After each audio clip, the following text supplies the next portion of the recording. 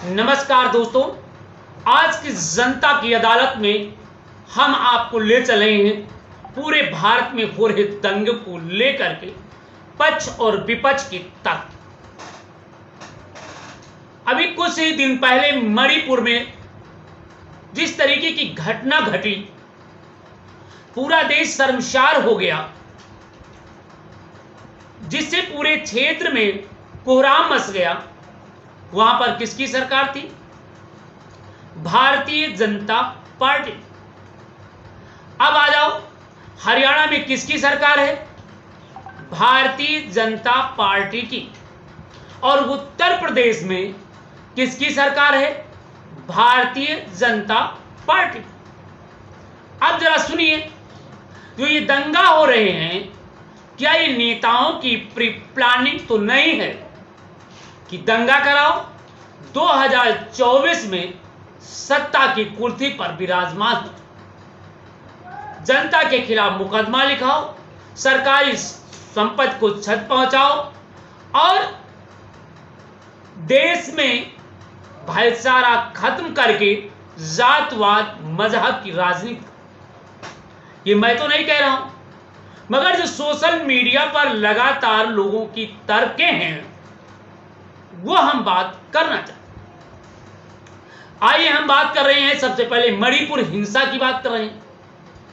जब मणिपुर में दलित आदिवासियों पर जुल्म ढाए गए, उनकी लड़कियों को, उनकी महिलाओं को, उनकी बहन बेटियों को नंगा घुमाया गया, सरकार सोती रही। जब ये वीडियो सोशल मीडिया पर तेजी से वायरल हुआ, तब तक सरकार सोती रही।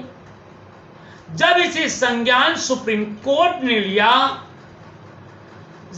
विपक्ष ने जम करके आलोचनाएं की, देश विदेश में शर्मसार होने लगा, तब भाजपा के नेता मुकदमा लिखाने का सिलसिला शुरू किया। और अब तक बताए जा रहे हैं कि 6000 से ज्यादा मणिपुर में हिंसा के मुकदमे लिखे गए।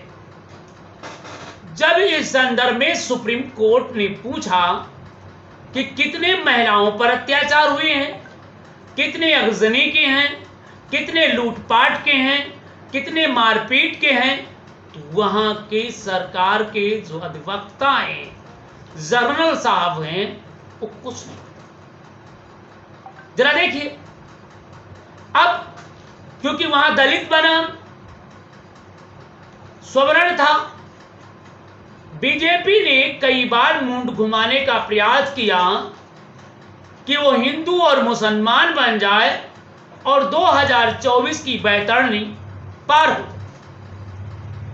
क्योंकि वहां दंगा बड़ा हो चुका था। वहां आदिवासियों और उच्च वर्ग में दो समुदाय के बीच का मामला था, एससी और एसटी का मामला था, इसलिए वहां पे ये तूल नहीं दे पाए और विपक्ष लगातार दलित शोषित वंचित समाज को मुद्दे को लेकर के उसे बार बार भारतीय जनता पार्टी को कटघरे में खड़ा किया। अब जरा सुनिए, इस बात को लेकर के भारतीय जनता पार्टी के नेता बार बार ये कह रहे हैं कि हम तो सदन में चर्चा के लिए तैयार हैं, विपक्ष ही नहीं तैयार है।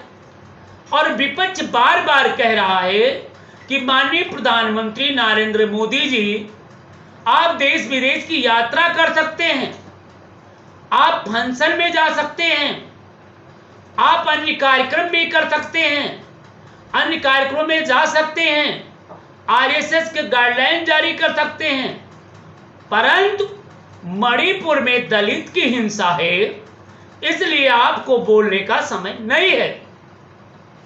दलित कैसे मारे गए, इस पर आपको चिंता करने की जरूरत नहीं है। इस बात को जब सुप्रीम कोर्ट ने जज साहब ने कहा कि यदि आप भारतीय जनता पार्टी सरकार इस दंगे पर कुछ नहीं कर सकती है, तब मैं इसे अपने हाथ में ले लेंगे।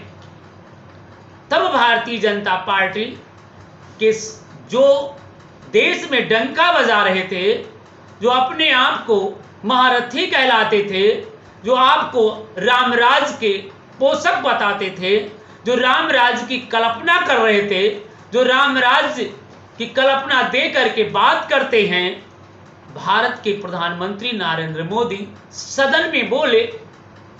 वो बोले तो कितने मिनट बोले, पलक आई और चली गई। कुछ ही सेकंड में बात कह करके, कुछ ही मिनट में बात कह करके मणिपुर की घटना पर मिट्टी डाल दी। मगर तू डाल डाल मैं पात पात। विपक्ष इस बात को तैयार नहीं हुआ, विपक्ष इस बात को अड़ा रहा कि मणिपुर की इतनी बड़ी घटना घटी, देश का दलित शोषित वंचित समाज नंगा घुमाया जाता रहा। करीब 3 महीने से अधिक, लगभग 84 दिन से दंगा फैल रहा है। अभी तक सरकार सोती रही, अभी तक कोई कार्रवाई नहीं हुई। आखिर जवाबदेही देश के प्रधानमंत्री को देना पड़ेगा सदन में। मगर प्रधानमंत्री दे कैसे दे? क्योंकि अगर प्रधानमंत्री सदन में दलितों के लिए बोल देंगे, मणिपुर के लिए बोल देंगे, मणिपुर की हिंसा की घटना के प्रति आंसू 2 बूंद बहा देंगे, तो समझो पूरा देश शर्मसार हो जाए। समझो देश उनका 2 बूंद आंसुओं से मोती जैसी बरस जाएंगे।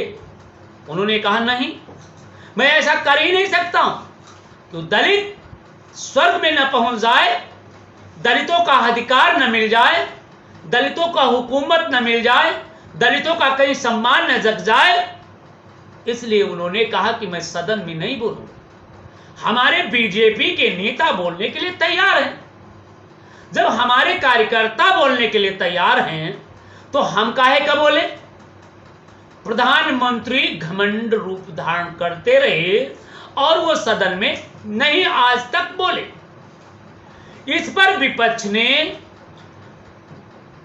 सदन में हंगामा काटा कि देश के प्रधानमंत्री इस बात को लेकर के जवाबदेह ही हैं, जवाब दें। आखिर में उन्होंने वहां की सरकार थे मणिपुर के मुख्यमंत्री से त्यागपत्र क्यों नहीं लिया?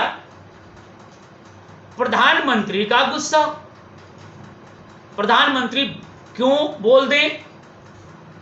और उनके कार्यकर्ता भी अद्धी कट्टा की बोली बोलते हैं, क्योंकि जनता की अदालत में लखनऊ के जिला उपाध्यक्ष अपने आप को तथाकथित भारतीय जनता पार्टी के नेता ने कहा कि क्या वोट प्रधानमंत्री को दिया था, और जब प्रधानमंत्री को वोट नहीं दिया तो सदन में क्यों बोल दे?